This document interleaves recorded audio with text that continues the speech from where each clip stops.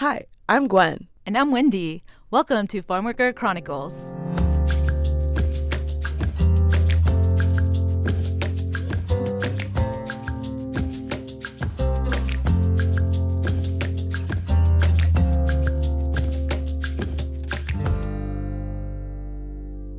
Today we are talking about the educational experiences of farm worker children. We are speaking to Jose Salinas, who has worn many hats in his life.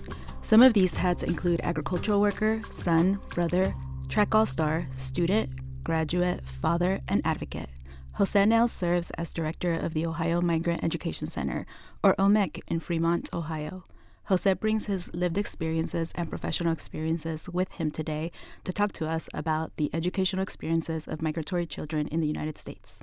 So welcome, Jose, and thank you for joining us on Farmworker Chronicles. Well, glad to be here. Thank you for the invite. So, Jose, who are you? I think the bio pretty much kind of captured everything in just a couple words. So, director of the Ohio Migrant Education Center. I've been there now 23 years. It's been a great experience, and it's really been a fun job, and I honestly can't see myself doing something different anytime soon. So I'm really enjoying the trip. Where are you from? I am originally from South Texas, a small little town called Lyford, Texas. It's kind of hard to claim it as my town because, that is where we would migrate to after we were done with agriculture here in Ohio. When my father was done with the sugar beet season, the end of October, early November, we'd migrate down to that little town, Lyford, Texas, but we were only there for 3-4 months out of the year. And then by March, April, we're coming back to get ready for the planting season. So I claim Lyford as my little hometown, but really I spent most of my life up here with my parents up here in Ohio. So part of the reason why we wanted to talk to you is because you have done farm work, and it sounds like you did it with your family too. So what led you or your family to farm work? My parents were, I believe, third generation migrant farm workers. We go back since the Bracero program, from what my father explained. Just to kind of give you an example of how much their family moved. When my dad was a child farm worker, and in my experience, he was born in just outside of Little Rock, Arkansas. He was born there because that's where my grandparents were at the time when they were harvesting cotton. I was born in South Texas, in Harlingen, Texas, in February, but February is usually when we're back down south waiting for the crop season to start. So that's where I was born. My sister was born in Miami, Florida, at the time when my parents were down in South Florida doing agricultural work. My brother Gilbert, born in Tifton, Georgia, when my parents were harvesting onions at the time. And then my little brother Manuel was born in Bluffton because in Macomb that summer my parents were working in the tomato and cucumber season up here in Hancock County. So we actually haven't talked about the Bracero program yet on our show. Could you talk just a little bit about it, like the cliff notes of what the Bracero program was? I know that might be hard. What a little bit I've read about it and what my dad told me about. It's just, there was a need for agricultural workers, and so there were, there was that opportunity to bring Mexican males from Mexico to come up and work temporarily in agriculture, and so it goes way back during those times. I haven't studied it enough to give you the ins and outs of how that all started, but I just from my conversations with my dad, just the fact that his father was all part of that program. I wonder if your father ran across my two grandfathers because they were braceros. So Really? They came around during that time too. So Sure. around World War II area. Yeah. Yep. You mentioned that your parents obviously migrated to these different states to harvest vegetables and fruits. What was your experience as a migrant child, and did you get to work in the fields with your parents? The experience was bittersweet from the standpoint that, yes, it was a hard life because we seemed to never have the money for everything we needed. But at the same time, it was a neat experience that very few people have, and I think I come from a very loving family. We were, my parents were very supportive of us. A lot of people don't know that in traditional migrant farm work, kids, as soon as they turn 12 years old, can work full-time hours on the farm. And it's not regulated very much. There, for example, there are no minimum hours, or I'm sorry, maximum hours that kids can work. They can work as long as their parents do out in the fields. And so, from the time each one of us reached 12 years old, we were out in the fields working with our parents for as long as they were out in the field. A lot of people might be surprised about that and might even have a bad opinion of our parents, but as kids, we saw that as a badge of honor that we finally get to contribute to the family income. And so you add one more worker to the family that's able to bring in income, there's much more that you can afford. So now I was going to school with better clothes than I was before I started working, and we were able to buy better food with more options that we could enjoy at home. So that's a little bit of a insight into that experience. So tell us about, we mentioned migrant, and we've defined that in previous episodes, but in general, in the education world, what is the migrant stream? Sure. So the migrant stream is, and I'm glad you brought that up, because the migrant stream is a little bit unique from the standpoint that it's different for everyone. So the migrant stream in our family, I already mentioned before, we would be here in Ohio for most of the year. When the harvest season was over with, end of October, early November, sometimes into December, depending on what we were doing. Then, the crop was over. We knew where we were going to go. We're going to go down to Lyford, Texas. We were in Lyford, Texas until March or April when we were ready to come back. But if we had a really bad season where we didn't take we didn't make the amount of money that my dad was hoping for, then we wouldn't stay in Texas. We'd actually cut that visit short and go to Florida, and my parents would find work out there and then finally make it up to Ohio. So that was our migrant stream. And like I said, everyone's is different. We had other families that when they were finished with the harvest here, they'd go right back to Florida. The really neat thing was that when you were in the migrant stream, going into communities where there were other, various families that were also engaged in this kind of work, sometimes you'd catch up to kids that you went to school with in the migrant stream up in Ohio. And so that was always a neat experience, catching up to your friends. And if you were at a brand new school you'd never been before, and all of a sudden you see these familiar faces, you all of a sudden make that connection and make, and strengthen those friendships with those kids. What other experiences did you have, like growing up in the migrant stream and experiencing that, whether it's seeing different places? So this probably going to be funny. I don't usually talk about this, but this was my own experience.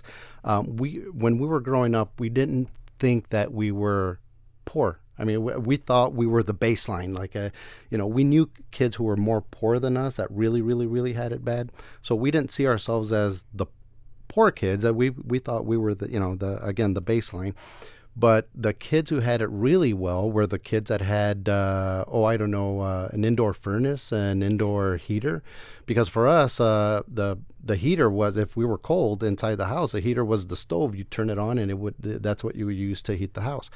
In the summer, if you were hot inside the house, our AC was opening up the windows to let the air through. You know what I'm saying? So that for us was just normal. But the kids that had furnaces and the kids that had indoor air conditioning, those were the rich kids, right? And so, and it's I mention this because sometimes when I reflect on my own life, now I live, my wife and I live in a house with furnace and AC, and we don't think about it before, but that lifestyle back then to us, for kids living in the way we were, we thought that those were the rich families, and I don't even think of myself that way right now. We're typical. The kids that we thought were filthy rich were the ones that had a swimming pool in the backyard, and so that's what we were all aiming for, was to one day have a swimming pool in our backyard, which I don't have, by the way, but I mean. I just thought, as a kid, the way we would, the way we would think, it would just be, it was so silly sometimes. I would like to have a swimming pool in my backyard. Okay, so let's switch and talk a little bit more about education and your experience with education growing up. So what were your parents' views on education? You know how teachers will contact the parents and say, hey, we have a parent-teacher conference. We invite you to come. My parents rarely ever accepted those invites. Not because they didn't care about education, they just didn't understand. That would confuse them. Why are we being invited to come into your workplace for you to show us what it is that you do? We know that you teach my child, so why the invite? So rarely would they ever go to that. But I think a lot of teachers or a lot of educators today see that as a sign that migrant parents don't care. But that's far from the truth, because there were ways that my parents showed us that education was important. And one big major way was that if you ever looked at the dates that we moved from one state to another, it was always on a Friday, and it was always after school. I remember, if school let out at 3:30, if I looked out the window, I could see my dad pulling up, with the pickup truck full with all of our possessions, waiting for us to, waiting for school to be let out. So as soon as the, school ended that day, my siblings and I, we'd go to the office, get our report card signed, get all, whatever paperwork we needed. We'd jump in the pickup truck where, out in the parking lot where my dad was waiting for us. And that was when we took off to go to the next state. Why? Because my parents wanted us at the next school, at our new school, by Monday morning. And so that right there, just those little things for us was how we knew that education was important to our parents. So even though they didn't go to the PTO meetings or parent-teacher conferences, they had other ways that they showed to us that education was important to them. So what led you to go to college? That is a loaded question, because it was my senior year. Halfway through my senior year, I hadn't decided what I was going to do. College was not even in the plans. But my senior year in high school, I graduated from Eastwood High School here in Northwest Ohio, and I happened to have made it to state in both hurdle events, the 110 hurdles, the 300 hurdles, and so that was a big thing for me, and I was blessed that the farmer and his wife were very supportive of me doing that, because that was the tomato planting season, and I really should have been out there working, but they were very supportive of me doing that. But yeah, so that year I made it to state, and a couple of weeks before knowing that I was going to make it to state, I guess I caught the attention of the track coach at the University of Findlay. He sent me a letter saying, hey, we'd love for you to come run for us. Here's a college application, submit it, and we'll process it for you. And yeah, sure enough, I did that. I got the acceptance letter, and I knew that's where I was going to go to school, but it was all because of the invite to come and run track. The interesting thing is, I show up at the University of Findlay to start my freshman year. I hadn't done my financial aid packet because I didn't know what a financial aid packet was.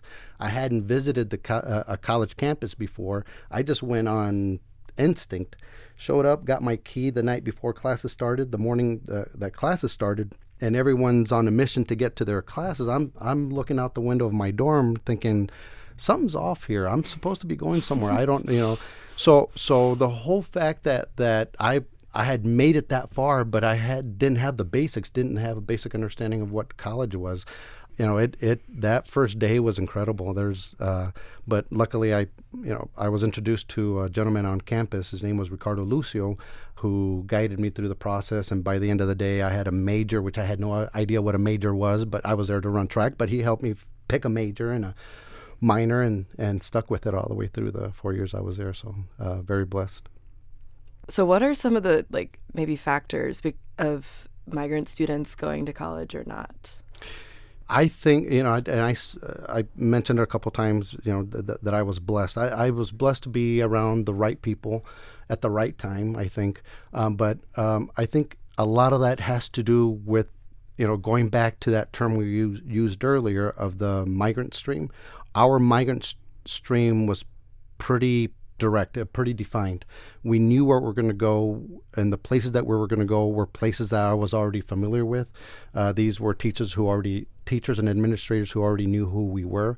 So every time we'd unplug from one school district to go to the next one, we were plugging right back into a system we were already familiar with. You know what I'm saying? So that made it easy from the standpoint that I had that social capital everywhere we went, because even though we were just there temporarily, it built up every time that we would return to that.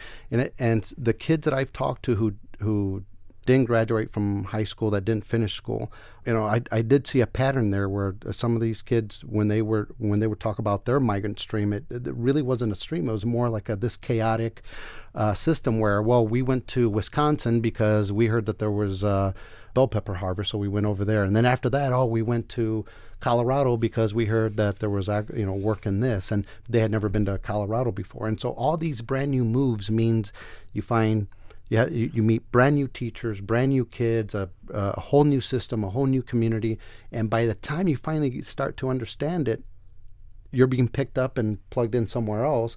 And if it's somewhere new, you're having to start the process all over again, and that makes it very difficult. Yeah, the part of the connections with educators and administrators is so important for students, right? And yes. To have that connection. What you were saying about not having that support reminded me of when I was in high school and trying to think of how I'm going to get to the university, right? And not having the support from my counselors.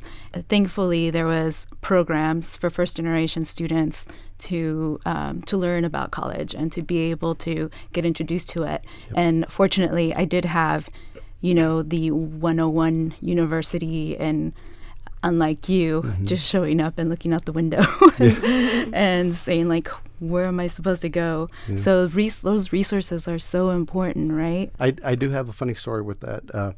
That summer, before I started my freshman year, I had an opportunity to visit the college campus. We got an an invite to come in, and for those incoming freshmen to come in and get a tour of the campus one more time, meet their professors, and get all this paperwork done. And they called it Senior Day.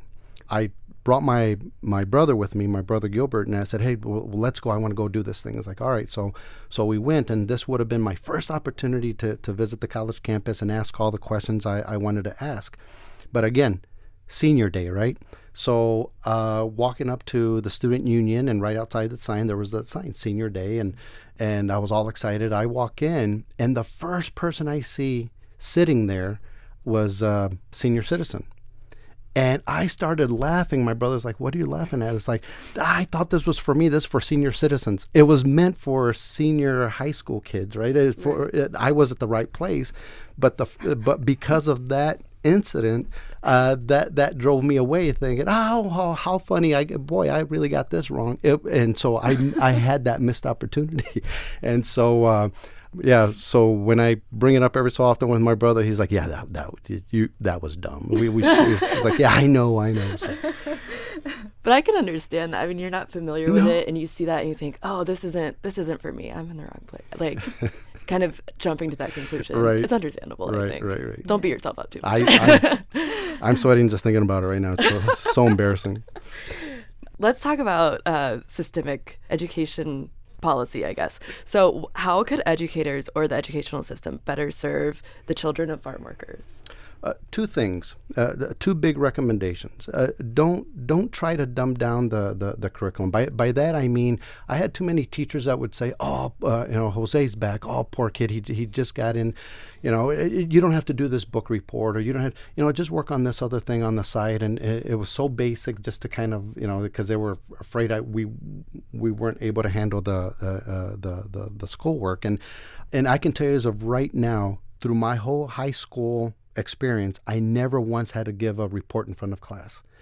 And that hurt me, because when I started my freshman year in college, in my freshman seminar class, I had to do a presentation on a project that I had done. And this was the first time I was going to be in front of the class. And all we had to do was put 5 minutes of discussion points, speak for 5 minutes on our topic. And I was excited about my topic, but I'd never been in front of the group. And I kept telling myself when I got up there, don't look at the kids, don't look at the kids, just read off the paper.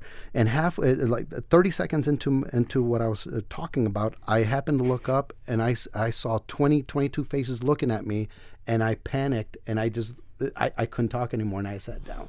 And so, but because now I can stand in front of 400 people and give a 30-minute, hour-long presentation on migrant education and not sweat it at all.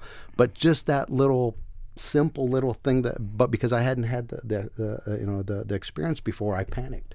So give them those opportunities, and for high school kids, even as early as middle school, start talking about career and college and that sort of thing, because no one should be in the situation where I was at, where you kind of winging it.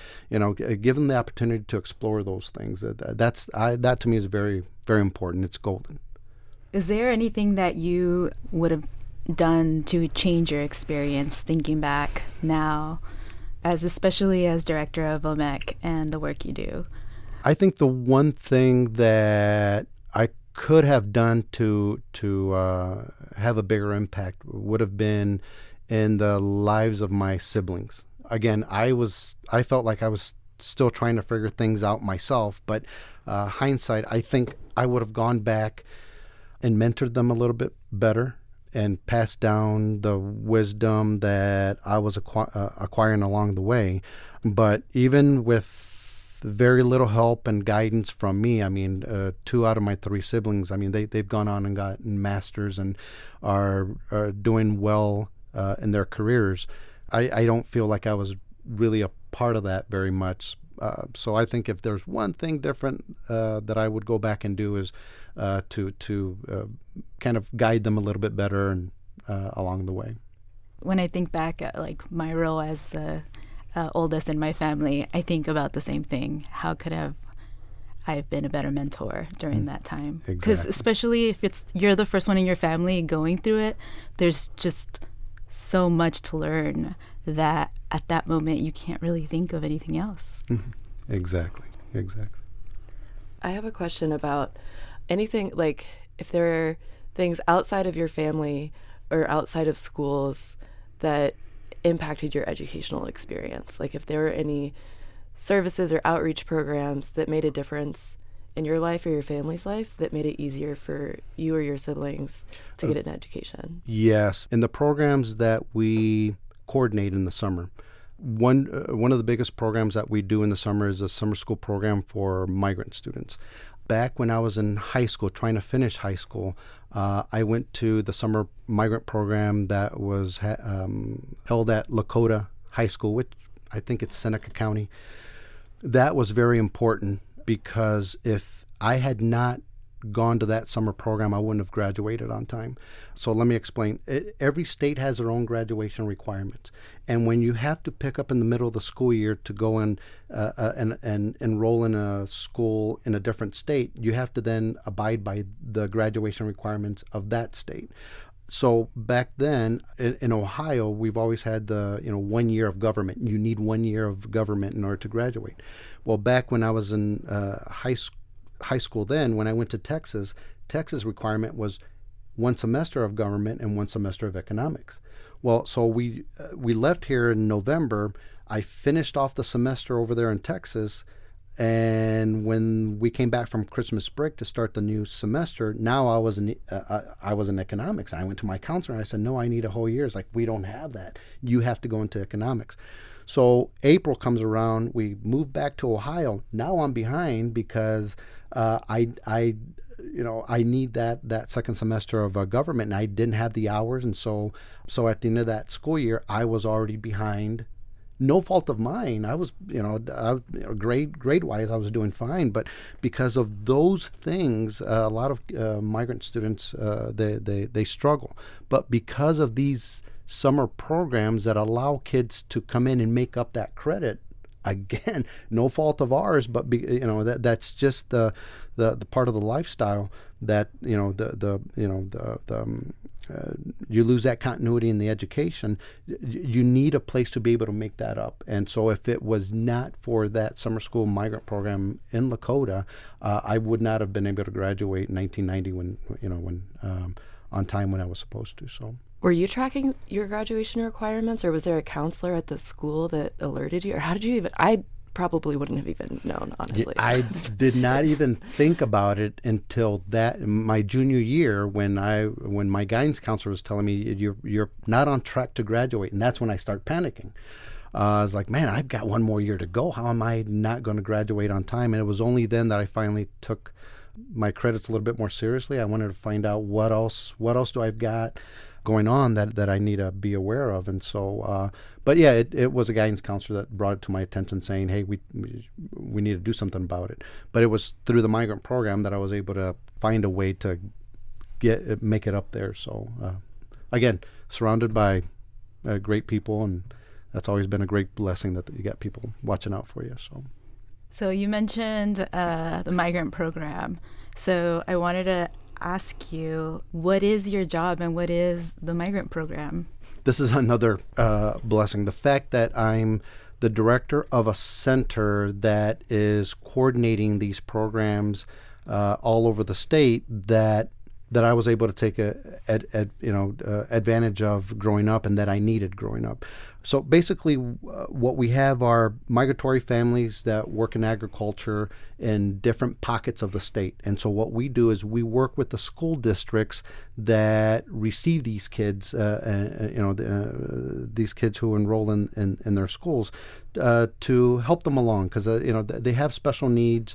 If they were at a school in another state, it might be hard to try to get those records. We know who to contact at each state to secure those records and get those kids enrolled in school, and they can get started right away. So we can come in and do teacher in service for them. We've done a couple of those where we come in and explain what migrant students are, what their special needs are, what kind of services they're able to provide to kind of expedite the learning process for them, and that sort of thing. So that is kind of the core of what we do. And then for several school districts that receive what's called Title I-C funding to run the summer school program, we do all the teacher in service for those teachers to make sure that they're fully aware of what their responsibilities are under Title I-C to be able to provide the educational services for those kids.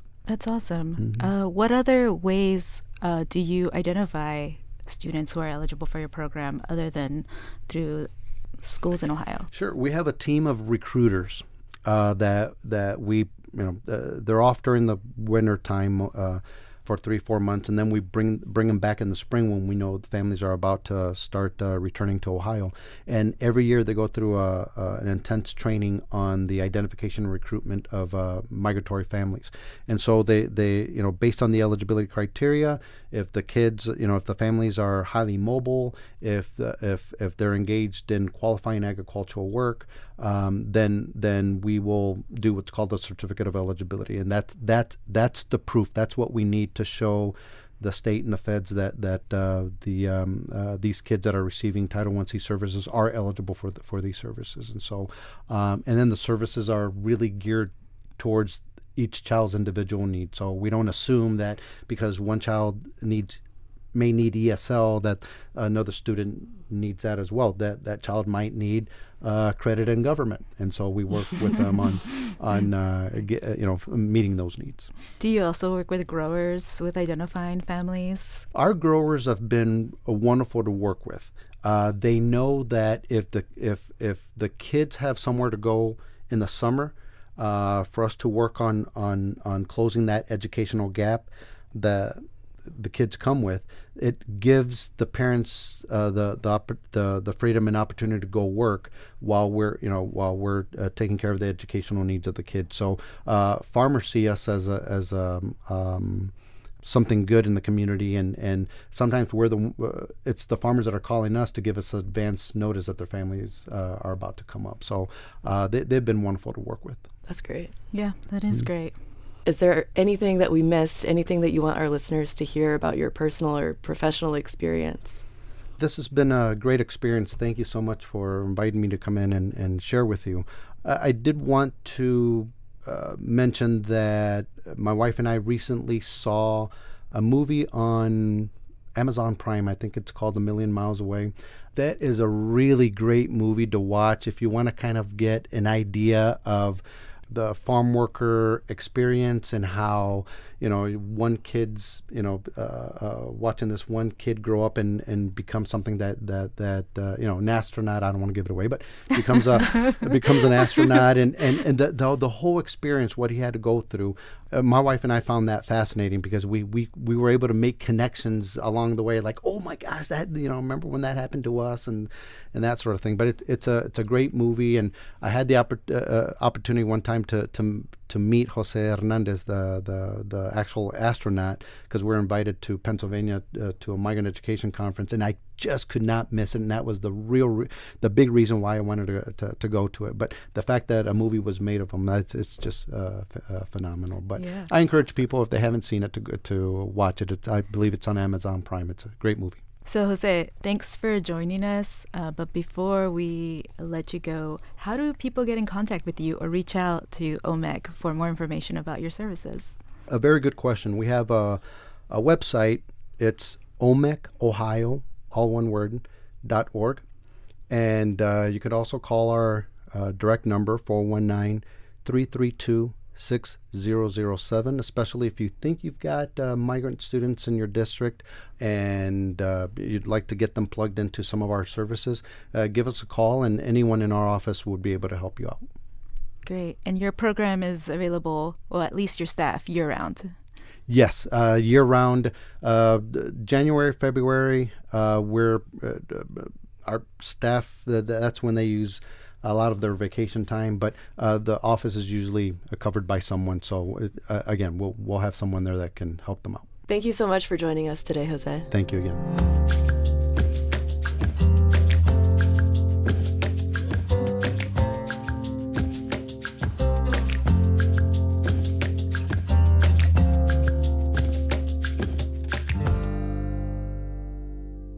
Thanks for joining us on this episode of Farmworker Chronicles.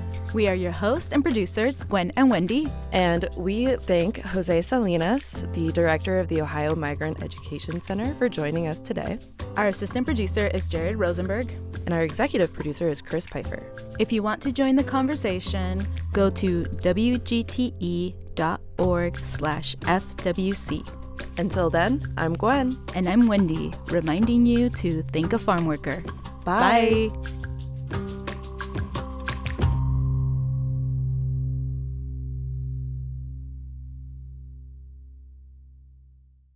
WGTE. Voices around us. WGTE is supported in part by American Rescue Plan Act funds allocated by the City of Toledo and the Lucas County Commissioners and administered by the Arts Commission.